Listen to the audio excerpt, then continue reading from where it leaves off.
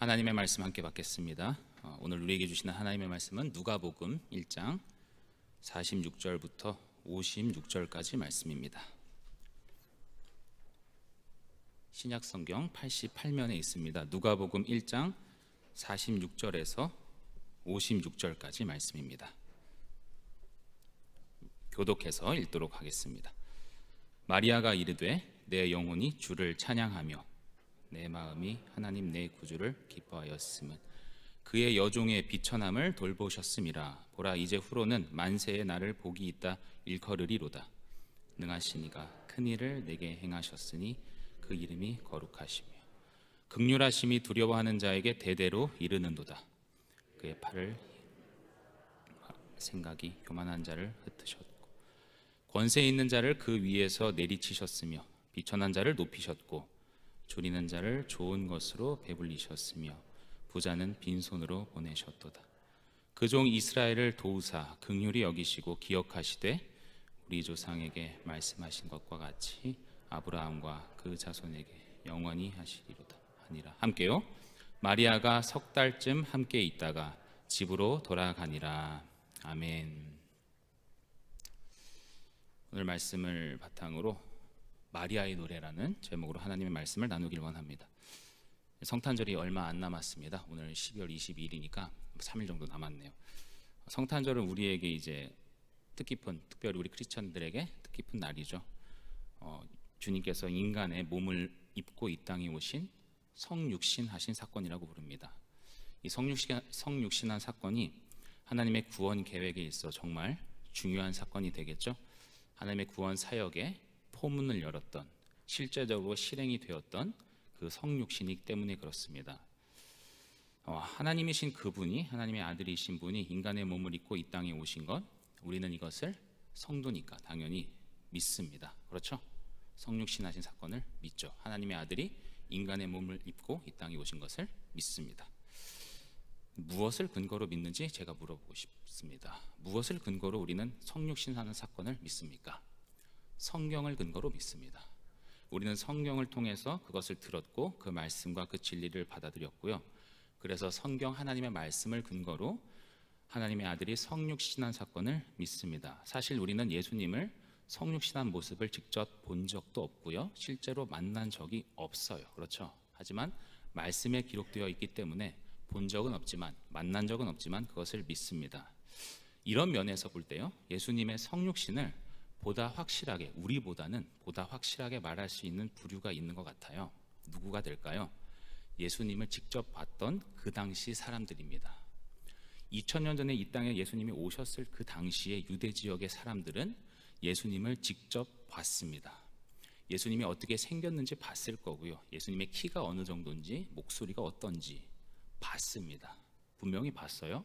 예수님이 실제로 몸을 갖고 계셨으니까 그렇죠. 직접 주님을 경험했다는 거예요. 같이 이야기도 나눴을 것이고 대화도 했고 밥도 같이 먹고 걷고 돌아다니는 예수님의 모습을 직접 봤으니까 그들에게 있어서는 예수님의 성육신이 우리보다는 더욱더 진짜라고 확실하게 이야기할 수 있겠죠.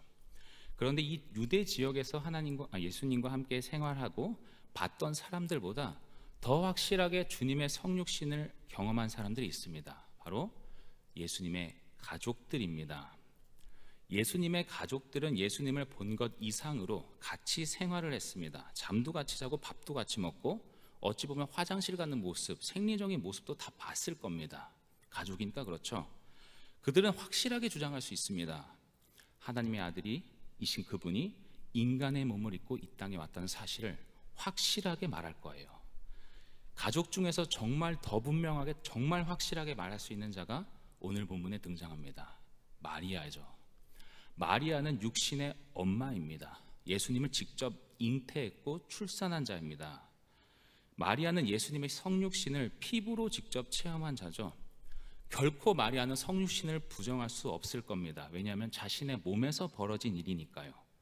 천사가 와서 마리아에게 말씀했죠. 예수를 잉태한다는 소식을 전해줬고 성령으로 잉태되어서 자기 몸에 그 생명이 시작된 것을 그는 경험했습니다. 그에게 있어서는 예수님의 성육신은 진짜예요.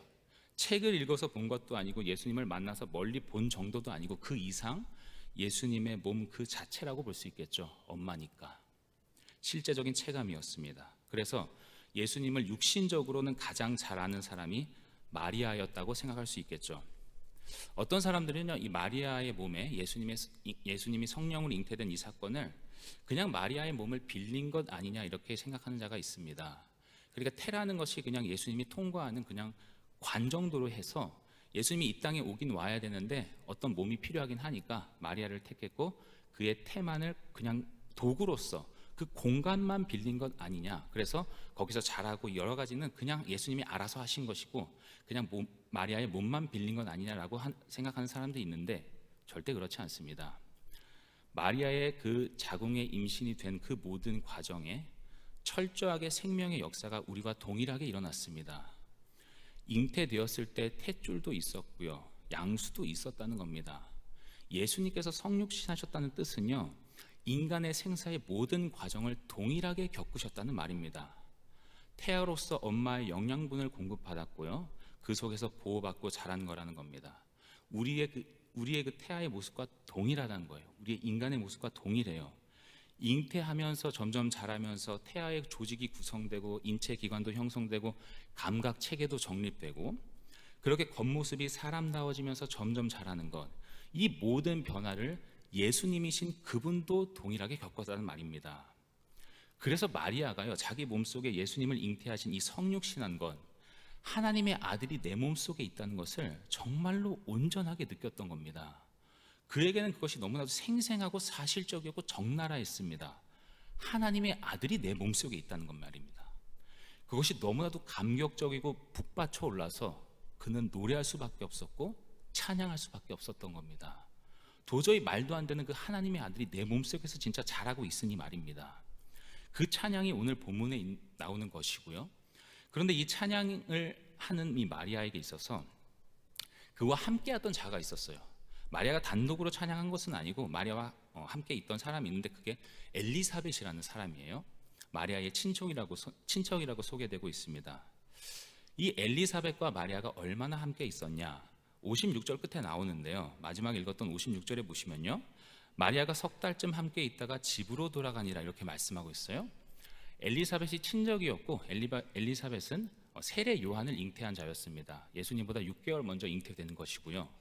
그 엘리사벳과 마리아가 함께 있는데 3개월 정도 같이 있다가 집으로 돌아갔다고 말씀을 봤을 때 마리아는 지금 예수님을 잉태하고 3개월 동안 있는 그 과정을 노래로 지금 요약해서 표현하고 있는 것입니다. 예수님을 잉태한 후 3개월 정도 태아가 자라는 것이죠. 그 3개월 정도 자라는 그 과정 가운데의 모든 은혜와 복을 노래하고 있다는 말입니다. 3개월 여 안에 마리아는 엄청난 것들을 경험했습니다. 이 3개월이라는 시기는요, 사실 생물학적으로 봐도 굉장히 중요한 시기예요. 태아도 그렇고 엄마에게도 있어서 굉장히 중요한 시기입니다. 태아는 한 달 정도가 되면요, 손발이 형성된다 그래요. 한 달 정도가 되었을 때 손발이 형성되고 어머니로부터 영양분과 산소를 공급하게 된다고 합니다. 그러면서 인체 기관도 형성되고 3개월이 아주 중요한 시기인데 이 3개월 정도가 되어야 비로소 사람의 형체가 어느 정도 구성된다고 합니다. 3개월 이후부터는 그냥 몸이 커지는 시기라고 보면 되겠고요.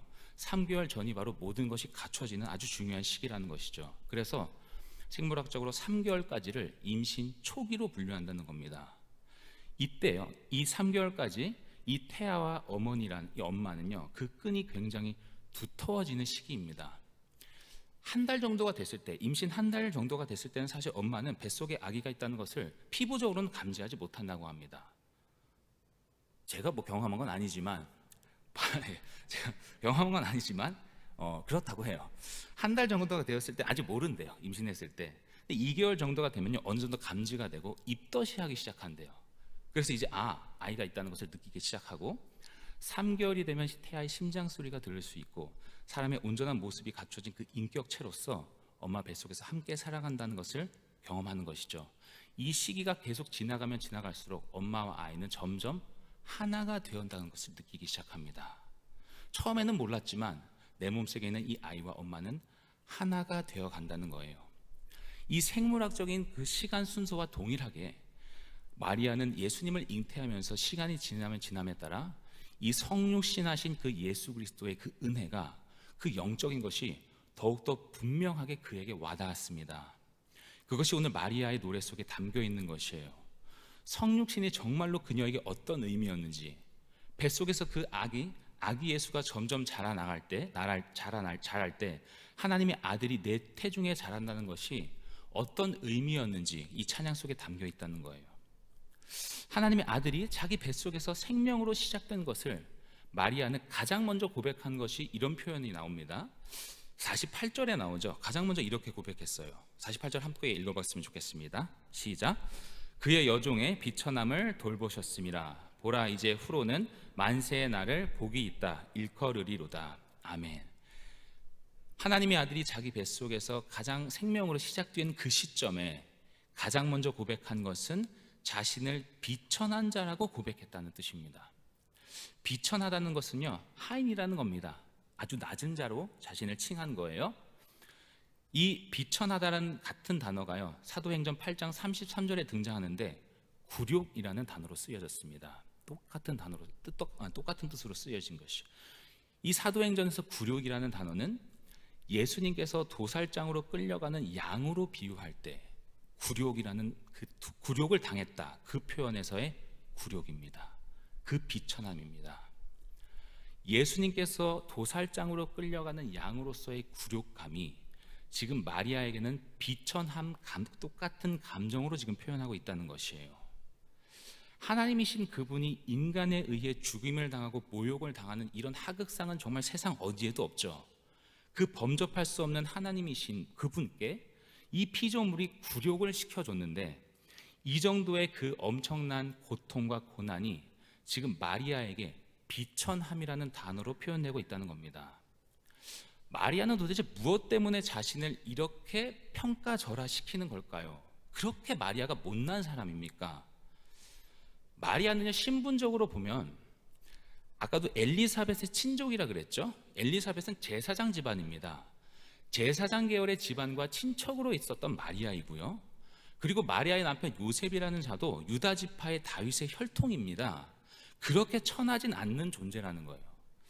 물론 부자는 아니었습니다. 잘 산다고 볼 수는 없다 해도 거지라든지 하층민까지는 아니라고 볼 수 있는데, 왜 이렇게 자신을 그 이하까지 낮추는 것일까?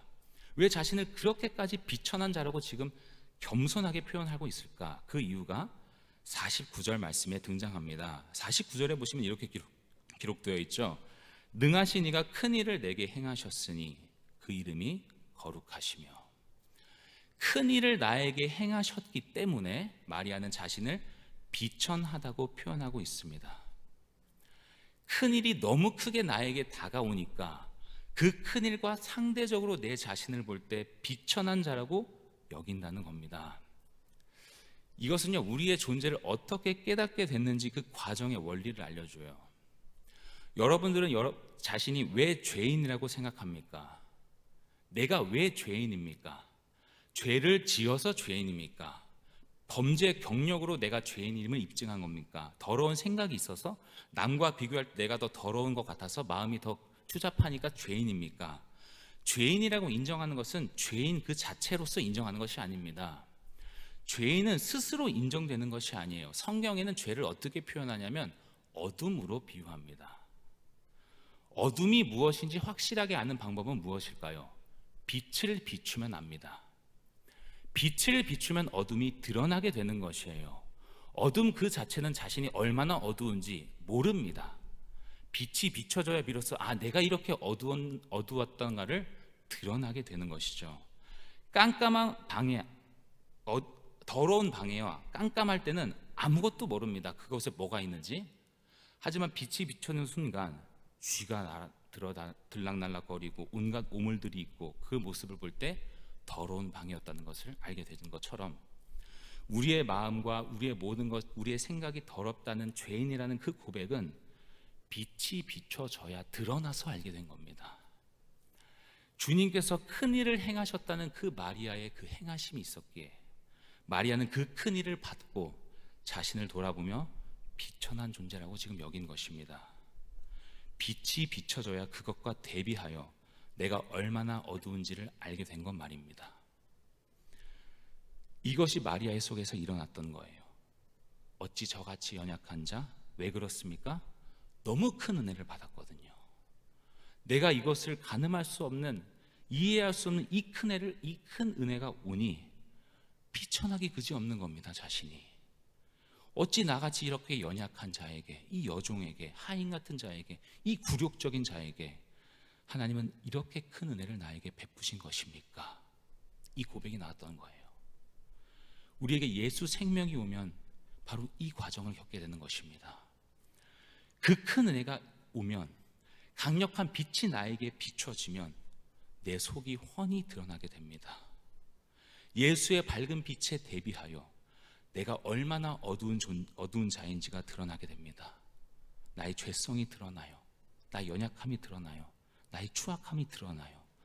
거룩하신 주님 앞에 보잘것없음이 드러나게 됩니다. 그래서 그 엄청난 격차 가운데 주님, 제가 죄인입니다, 이 고백이 나오는 것이죠. 예수 생명이 시작된 자의 마음이 바로 이것이 출발입니다. 마치 아기를 처음 잉태한 그 초기처럼 말입니다. 마리아가 처음 아기 예수, 그 태아를 임신해서 자신을 비천한 자라고 여겼던 것처럼 하나님의 은혜를 처음 맛본 자의 이 고백이 여기서 출발하는 것입니다. 그 예수 생명이 들어와서 시작된 것이에요. 그런데 시간이 흐름에 따라서 이 태아가, 몸에 있는 태아가 자라듯이 우리의 믿음도 자라게 되죠. 아이가 점점 자랍니다. 예수님도 그렇게 자랐겠죠?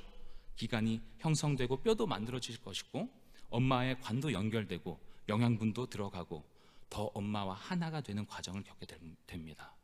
그러면서 마리아는 진짜 성육신하신 주님의 그 인성이 진짜 자신의 삶에 실현된 것을 느끼게 됩니다. 주님과 내가 하나가 되고 그 생명의 교류의 현장이 발생하게 되는 것이에요. 그 마지막 때에 3개월이 거의 다 될 무렵에 마리아는 이제 이렇게 고백하고 있습니다. 51절부터 쭉 나오는 내용이 바로 그것이에요. 제가 읽어드리겠습니다. 51절부터 보시면요, 그의 팔로 힘을 보이사 마음의 생각이 교만한 자들을 흩으셨고 권세 있는 자를 그 위에서 내리치셨으며 비천한 자를 높이셨고 줄이는 자를 좋은 것으로 배불리셨으며 부자는 빈손으로 보내셨도다. 아멘. 마리아가 주님과 점점 하나가 되면서 성육신한 주님이 정말로 내 안에 연합되는 과정을 겪으면서 마리아가 했던 고백이 바로 이것입니다. 하나님은 교만한 자를 흩으시고 권세 있는 자를 내리치시고 천한 자를 다시 높이시고 줄인 자를 배불리시고 부자는 빈손으로 보내신다. 이렇게 고백하고 있어요. 어떤 하나님을 지금 소개하는 겁니까? 뭔가 반전의 하나님을 보여주는 것 같죠. 반대를 말하고 있어요. 교만한 자를 겸손하게 낮추신대요. 위에 있는 자를 밑으로 내리까는 거죠. 권세 있으면 권세를 없이 만들어 버리시고 천한 사람이면 다시 높아지게 만들어 주시고 배고픈 사람이면 배불리 주시고 돈이 많은 사람은 돈을 없애주시고 돈이 없는 사람은 돈을 주시고 뭔가 반대의 하나님을 지금 말씀하고 있습니다. 반대의 하나님을 지금 말씀하는 것을 보면 그럼 우리는 다 낮은 자리에 가라는 말씀입니까? 내가 낮은 자리에 처하면 다 높아주시는 주님이 계시니 항상 연약한 자리, 세상에서 손가락질 받고 힘없는 자리에 가라는 주님의 말씀입니까? 반대로 가면 되니까 지금 이 말씀을 하는 겁니까? 아닙니다. 지금 말씀은 하나님이 반대로 하신다가 아니라 이 말씀의 골자는 하나님의 전능하심에 있습니다. 하나님의 전능하심을 지금 알려주고 있어요. 하나님은 교만한 자도 그냥 낮게 떨어질 수 있는 능력이 있다는 겁니다. 그가 잘나봤자 얼마나 잘났냐, 하나님 앞에 부질없는 것이라는 겁니다. 돈이 없어도 하나님은 올릴 수 있습니다. 부자도 가난하게 하실 수 있습니다. 권세 있는 자도 하루아침에 명예를 잃도록 만들 수 있는 분, 하나님의 전능하심을 지금 말할 수 있다는 거예요. 이 전능하신 하나님이 지금 마리아 속에 들어온 겁니다. 그 전능하신 하나님의 능력이 마리아 속에 들어오니까 세상을 보는 눈이 달라진 것이에요. 세상에서 여러 가지로 우리 사람들은 고민도 하고 걱정도 하고 누가 높냐 낮냐 재기도 합니다. 그런데 가만히 생각해 보면 하나님 앞에서 부자면 얼마나 부자입니까? 하나님 앞에서 돈이 없다면 얼마나 돈이 없습니까? 명예가 높다면 얼마나 높으며 또 명예가 낮다면 얼마나 낮습니까? 하나님 앞에서는요, 거기서 거기에요. 도토리 키재기 아닙니까? 이 세상에서 우리는 아등바등하며 살지만 전능하신 하나님이 내 몸속에 올 때에, 그 하나님이 나와 하나가 될 때에 마리아는 세상이 달리 보여진 겁니다. 그 전능하신 하나님이 소유가 될 때에, 하나님을 소유로 간직할 때에 세상 어떤 것도 부러울 것 없는 자가 된 것입니다. 성육신하신 예수 그리스도를 품은 마리아가 세상의 모든 것을 얻은 것이라고 지금 찬양하는 것입니다. 그 전능하신 주님이 내 안에 있다. 내가 비록 계급은 낮을지라도, 내가 비록 세상적으로는 좀 돈이 없을지라도, 명예는 좀 낮을지라도 상관없어. 전능하신 주님이 내 안에 계시니. 이 고백입니다. 그래서 바울도 동일한 고백을 해요. 고린도후서 6장 8절에서 10절을 보시면 이렇게 고백하고 있는데요, 함께 읽어봤으면 좋겠습니다. 시작.